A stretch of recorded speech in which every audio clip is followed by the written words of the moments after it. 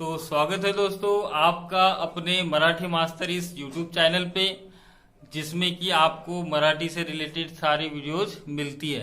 आज हम लोग देखने जा रहे हैं उर्दू मीडियम का 12वां सबक मोर। ये सबक जो है आज हम लोग पढ़ने जा रहे हैं। उसके पहले जो बच्चे नए आए होंगे तो वो इस चैनल को सब्सक्राइब कर लीजिए और इस वीडियो को जो है आपको अंत तक देखना है। और आखिर में आपको डिस्क्रिप्शन बॉक्स में एक लिंक मिलेगी जिसमें आपको एक क्वेश्चन पेपर होगा, आपको उसको सॉल्व कर लेना है। सबके पहले वीडियो समझ लेना है, उसके बाद में उसके आधार पर आप उस टेस्ट को देंगे तो आपको पता चल जाएगा कि आपको कितने मार्क्स उसके अंदर मिल रहे हैं, है ना। बड़ा इंटरेस्टिंग है और बहुत ही इंटरेस्टिंग चीज है। तो चलिए हम लोग जो है लेसन स्टार्ट कर देते हैं।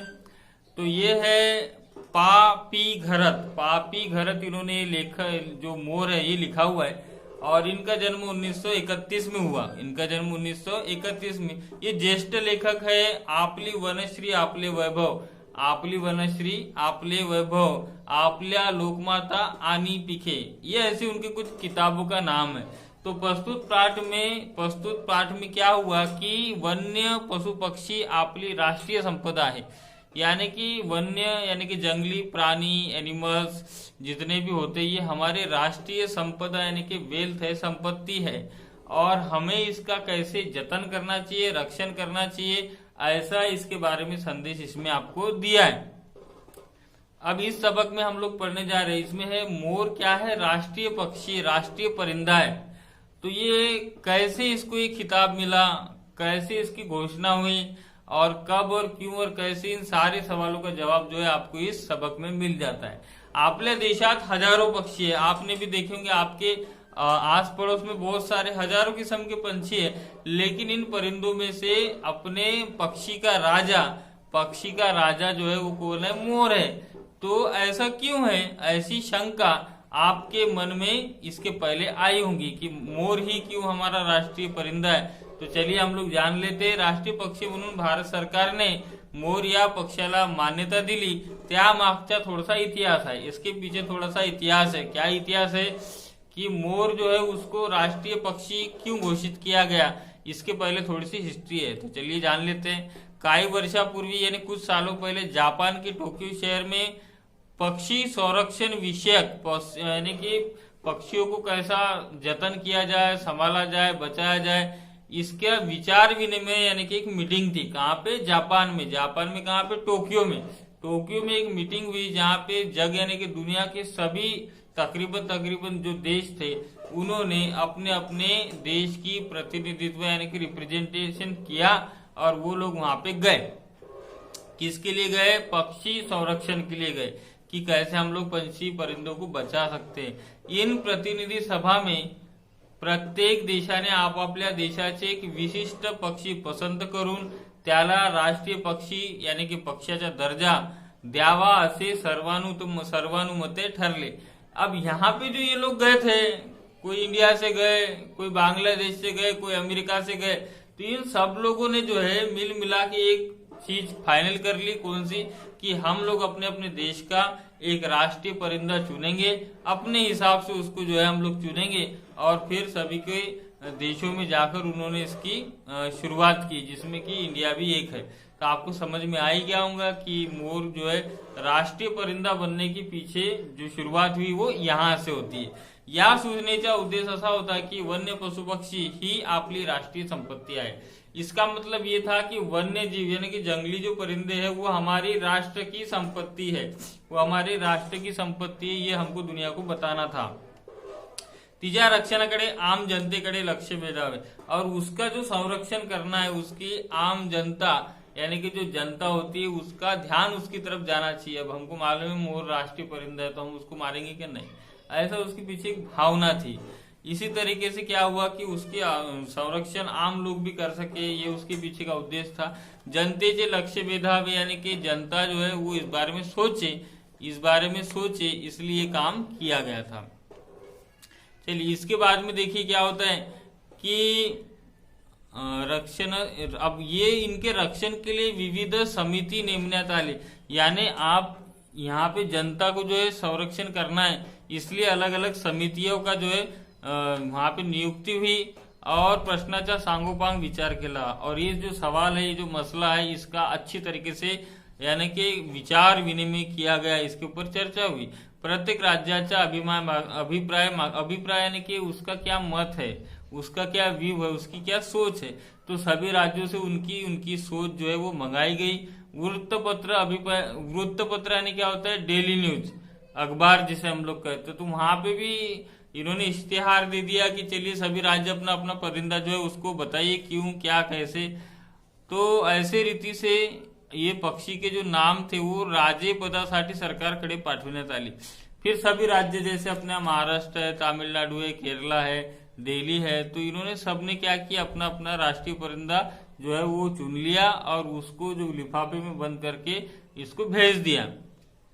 अब उनमें क्या क्या थे, त्याग गरुड़, उसमें गरुड़ा था, हंस भी था, महासारंग भी था। ऐसे अलग अलग नाम के पंछी परिंदे थे। गरुड़ा जो है वो आप देखते हो बहुत खूबसूरत पंछी है। उसके बाद में महासारंग बहुत ही सुंदर होता है, बगला देखेंगे आपने उससे बड़ा होता है।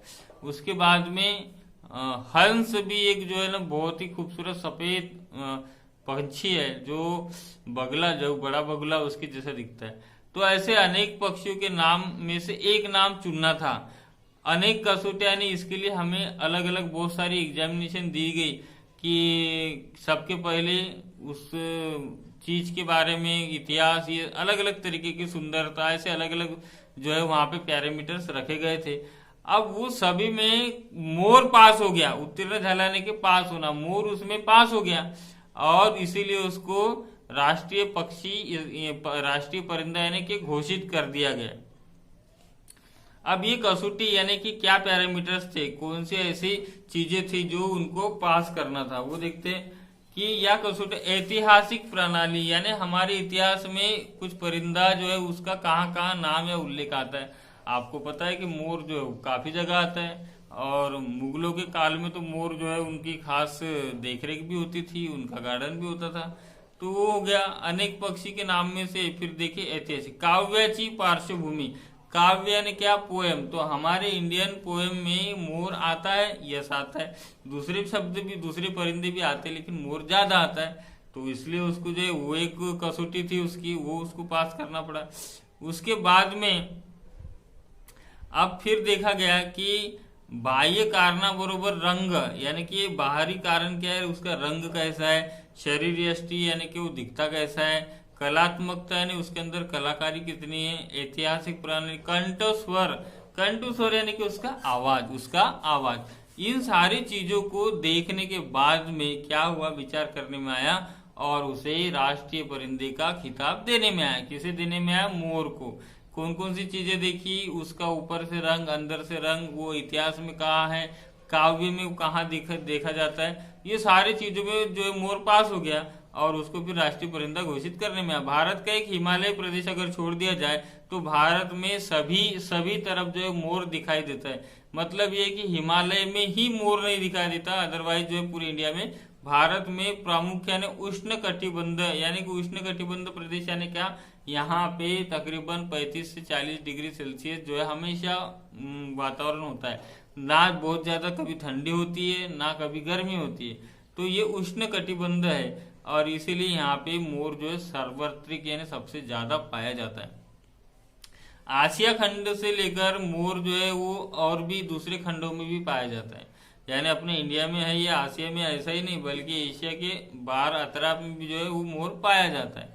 ब्रह्मदेश में मोर को राष्ट्रीय, ब्रह्मदेश जो है उसको राष्ट्रीय परिंदा घोषित किया गया है मोर। और 1947 के पूर्वी ब्रह्मदेश हा भारताचाच भाग समजला जात असे और तेथील चालीरीती थोड्याफार फरकाने भारताप्रमाणे। अभी ब्रह्मदेश यानी बर्मा जो है वो उसके 1947 के पहले कमोबेश, जो 1947 के पहले भारत का ही हिस्सा था। तो वहां के चाली रीति यानी कि वहां के लोग जो है वो इंडिया के जैसे ही है ना, परंपरा, इसीलिए वहां पे भारत के जैसे ही मोर को चुना गया। मोर हा कोंबडीच्या जमातीचा एक पक्षी है। मोर जो है कोंबड़ी यानी मुर्गी की जात का एक जमात का पक्षी परिंदा है, जो कि उसकी एक दूसरी नस्ल है। मुर्गियों में भी आप देखते हैं कि बॉयलर अलग होती है, कॉकरेल अलग होती है, गावरानी अलग होती है। उसी तरीके से जो है ये मोर ये भी एक मुर्गी की नसल का आहे. या जगातील पक्षी लांब असतात आणि त्यांची नखे असतात. अब ये जो परिंदा है इसकी पर जो है वो बहुत लंबे होते, उनको नाखून भी होते और लांब लांब टांगा टाकत अंतर कापतो. और मोर जो है वो ऐसे लंबी लंबी टांगे डालता है, यानी दौड़ता है ऐसा दूर दूर पाव डालकर, ऐसे वो दौड़ता है. और ये जमीन पर अंडी डालता है, यानी कि इसकी अंडी जो है जमीन पर होती है. तीतर और बटेर दूरच्या नात्यातले. और तीतर और बटेर ये भी नाम सुने होंगे आपने, ये उनके दूर के रिश्तेदार है, नजदीक के नहीं. नजदीक का रिश्तेदार कौन है? मुर्गी, जो कि हम लोगों ने तकरीबन सभी ने खा चुके होंगे ना. तो ये जो है मुर्गी का रिश्तेदार है. कोंबड़ा त्याचा जवळचा भाईबंद है और उसका मुर्गा जो है वो नजदीक का भाईबंद है. ब्रह्मदेश और आग्नेय आसिया जो है इसमें भी मोर बहुत ज्यादा प्रमाण में आढळतात, यानी पाए जाते. यानी ब्रह्मदेश में भी और आसिया में भी पाए जाते. उनके रंग निळ्याऐवजी छटा जास्त असतात. और उनके जो रंग है उसमें आप देखेंगे कि आंखें बनी होती है ना, तो ऐसे ही वो थोड़ा थोड़ा डिफरेंस है. कहीं कुछ छटा ज्यादा दिखाई देती है तो कहीं जो है वो कम दिखाई देती है, लेकिन इसी तरीके से वो दिखाई देता है. अब हम लोग देखते हैं की त्याच्या निळ्याऐवजी छटा असतात आणि शेपटी थोड़ी खाकी रंगाची, और उसकी जो टेल है, पूछ है, वो थोड़ी खाकी रंग की असती. कांगो और अफ्रीका में जो मोर नीलिया जांभळ्या रंगाची, उसकी गर्दन जो है कांगो और अफ्रीका में उसकी गर्दन नीले और जांभळे रंग की होती है. हिमालय के पूर्व भाग में राखाडी रंगाचे मोर असतात, यानी थोड़ा सा राख के कलर का वहां पे मोर पाया जाता है. त्याच्या पंखावर हिरव्या रंगाचे डोळे असतात और उसके जो पंख होते उस पे हिरव्या यानी के हरे रंग के डोळे यानी आंख बनी होती है. काही प्राणी संग्रहालयात पांढरे, और आप देखे होंगे कि कुछ कुछ प्राणी संग्रहालय यानी जू में आपको सफेद मोर भी दिखाई देते हैं. वो प्योर सफेद ही होते हैं, उतने खूबसूरत नजर नहीं आते, लेकिन वो सफेद होते हैं. पण मोर हे निसर्गदत्त नसून जापानी शास्त्रज्ञांनी तयार केला आहे. मोर जो है वो नेचुरल नहीं है, बल्कि जापानीज शास्त्रज्ञ जो है रिसर्च वाले, उन्होंने मोर को जो है पैदा किया. जैसे बॉयलर जो है, वो बॉयलर मुर्गी आप लोगों ने खाए होंगे, तो ये बॉयलर जो है निसर्ग यानी नेचुरल नहीं है, बल्कि बनाई गई है. तो ऐसे संकरित अलीकडे अर्धरंग निळा, पांढरा अशा. अब आज के जमाने में तो ऐसे ऐसे मोर बनाए गए कि जिसका आधा रंग नीला होता है, आधा सफेद होता है. ज्या ठिकाणी माणसाची वहिवाट नसेल, यानी कि जहां पे इंसान की आवाजाही कम होंगी या नहीं होंगी, ऐसे आडगडीच्या सुरक्षित जागी खड्डा खोदून लांडोर आणि त्यात अंडी घालते. अब इसमें जहां पे लोगों का आना जाना नहीं है, ऐसे जगह पे लांडोर जो होता है. अभी लांडोर क्या है? ये फीमेल है. मोर आप लोग को ऐसा लगता होगा अभी तक कि फीमेल है. मोर ये नर पक्षी होता है, मादा नहीं होता, बल्कि मादा को लांडोर कहा जाता है, जो ऐसी जगह देखती जहां पे इंसान का आना जाना ना हो और वहां पे वो अंडे डालते.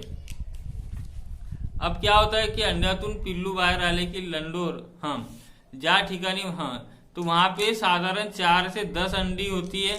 और ये कोंबडीच्या आकाराने दुप्पट असतात. यानी मुर्गी के अंडे से क्या होती है, डबल यानी थोड़ा बड़े होते हैं. साधारण 1 महिन्यात लांडोर आपली अंडी उगवते और पूरा 1 महीने के बाद में जो है उस लांडोर के बच्चे निकल आते हैं. अंड्यातून पिल्लू बाहेर आले की लांडोर त्यांना 2 दिवस आपल्या अंगाखाली ठेवतो. और होता क्या है कि जो छोटे बच्चे उनको थोड़ी गर्माहट की जरूरत होती है, तो इसके लिए लांडोर जो है उनको अपने पंख के नीचे 2 दिन तक के रखता है. और उसके बाद में गौताड़ झुड़प जो होती है, यानी जहाँ पे घास होती है, ऐसे घास की जगह वो करने चले जाते हैं ताकि वो वहां पे छुप सके. 5 पिल्ले बाकीची अंडी तशीच टाकून लांडोर जो आपल्या पिल्लांना गौताड़, यानी होता क्या है कि शुरुआत की जो अंडे है 4-5 बच्चे निकलने के बाद में बाकी अंडे वहीं छोड़कर लांडोर जो वहां से बच्चों को लेकर चले जाता है. गौताड़ यानी कि जहाँ पे घास होता है, ऐसे जगह घास की जगह में जाकर वो उनको चराने लगता है. फिर क्या होता है, जवळपास 15 दिवस पिल्लांना उड़ता येईपर्यंत, यानी तकरीबन 15 दिन तक के उनके संभालना होता है. उसके बाद में वो बच्चे उड़ने लगते हैं और 3-4 पिल्ले तक खारिज खातो. अब होता क्या है कि इनके बहुत सारे शत्रु यानी दुश्मन है, और इसीलिए वो जो है ना बहुत ज्यादा यानी शार्प होते हैं और देखते हैं. 3-4 पिल्ले और होता क्या है कि तरीही शत्रु 3-4 पिल्ले की इतना देखरेख करने के बाद में भी 3-4 बच्चे जो है वो शत्रु यानी बिल्ली या दूसरी भी चीजें जो है वो उनको खा लेती है। और रानडुरी जो रात नसल्याने रानडुरीला पिलांचे संरक्षण करावे लागते। और मोर जो है, मोर इस बार उसके पास में नहीं रहता बल्कि मोर अलग रहता है, इसलिए लांडोर को ही अपने बच्चों को बचाना होता है। मोराचा केकरा वर्षा ऋतूचे आगमन, यहाँ पे मोराचा केकरा मैंने क्या कि जब मोर आवाज देता है तो ऐसा कहा जाता है कि जब बारिश होने वाली है तो मोर का केकराव, ये नेचुरल चीज है, उनको पहले से पता चल जाता है कि बारिश होने वाली है।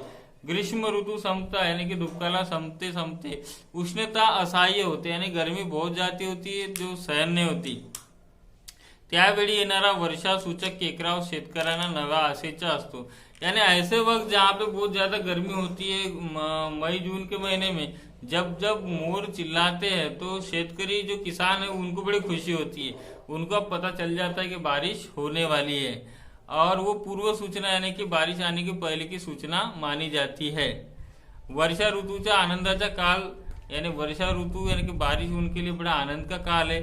तळ्याची पाड़, हिरवीगार कुरवे, देवालय, ऊंचे शिखरे, अभी कहाँ कहाँ दिखता है तळ्याची पाड़ यानी कि तालाब के ऊपर की जो पार होती है वो, हिरवीगार कुरने यानी जहाँ पे हरे भरे खेस घास के मैदान होते हैं, और ऊंचे यानी ऊंचे ऊंचे शिखरे यानी पहाड़ियां, नदी नाले, ओहोड़ यानी कि ऐसी जगह जहाँ पे पानी रुकता है थोड़ा सा, ऐसे काठ और मोराच्या स्वैर विहाराची स्थाने असतात। यानी ऊपर जो अभी बताई गई है सारी जगह जो है वहां पर मोर पाया जाता है, जहाँ पे वो खेलता कूदता और संचार इधर से उधर करते रहता है।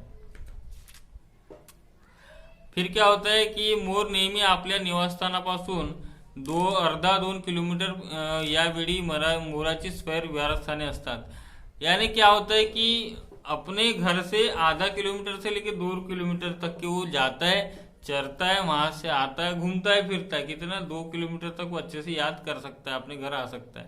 चारा सापडेल तिथे फिरतो, यहाँ पे जहां पे उसको चारा मिलेगा वहां पे वो जाता है, चरता है और आपला चारा दिवसात यानी दिन में ही ढूंढता है। काळोख पूर्वी आपल्या जागावर येतो यानी अंधेरा होने के बाद पहले पहले उसको अपनी जगह आना पड़ता है क्योंकि उसको रात में नहीं दिखता। पाठ होताच मोर जागा होतो और जैसे ही पाठ होती वैसे वो जागा होता है और झाडावर त्याने झेप घेतली असेल तेथूनच बसल्या बसल्या तो बांग देतो। देखिए मुर्गे जैसे ये भी बांग देता है कि सुबह सुबह उठकर एक झाड़ पर चले जाता है और वहां जाकर झाड़ के टहनी पे से वो बांग देता है। थोड़ा वेळ आपले पंख सावरून तो वरून खाली टिहाड़नी करता है, थोड़ी देर के बाद में अपने पंख जो है वो सावर कर यानी ऐसे फैलाकर फिर वो वहां से नीचे आता है और नीचे जो दाने है वहां पे जहां जहां दाने दिख रहे हैं वहां पे वो जाता है और न ठिकानी न चुकता नेमक्या वेळी येतो। और ऐसे जगह जहाँ पे दाने या अनाज पड़ी है वहां पे कभी भी वो नहीं चुकते भी यानी उसी टाइम पर वो आता है और दाणे खाता है। इतर अनेक पक्षाबरोबर पेक्षा मोर मनुष्याच्या अगदी जवळ येऊ शकतो। यानी ऐसे परिंदे तो बहुत सारे हैं लेकिन इन सारे परिंदों में मोर जो इंसान के काफी नजदीक तक आ सकता है, आता भी है ना।